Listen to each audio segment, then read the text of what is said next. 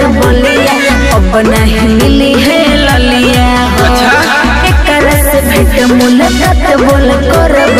एकरा वही बगलिया कौना के मजाल रख लेके चल सेट भइल शादी हमर गंगा पार बोलिया अब नहीं मिली है ललिया गर्दा हो जाएगा भेट मुलाकात बोल करब एकरा वही बगलिया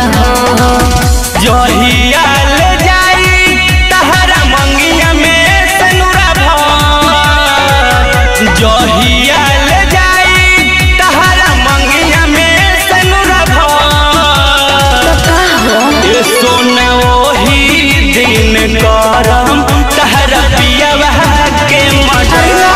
ए सोना वही दिन करम तहरा पियावा के मडर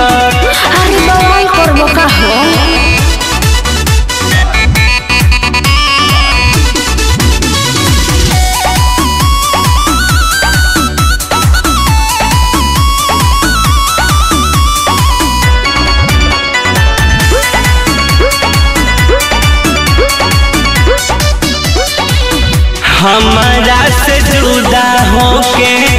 तू न रह पाई ठुकुरा के प्यार हमार तू पछताइबू का करबो मजबूरी बा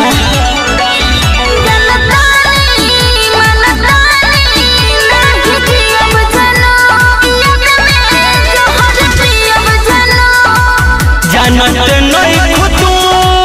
मच जाई हो कदा जानत नहीं खुद मच जाई हो कदा ए सोना वही दिन करम तहरा पियावा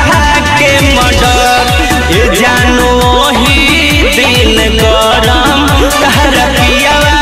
के मडर ना ऐसे मत करी हो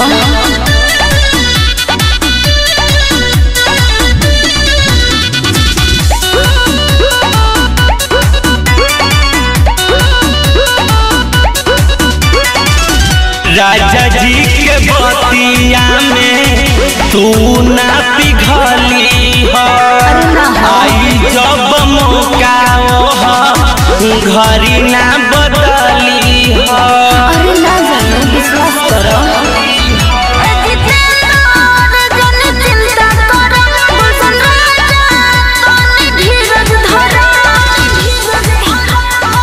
नहीं तो हम नहीं ले हम हो डर नहीं तो हम नहीं ले हम हो डर ए सोना वही दिन करम तहरा पियावा के मडर ए जानो वही दिन करम तहरा पियावा के मडर अरे दादा मोरे पुकार लगल बड़ा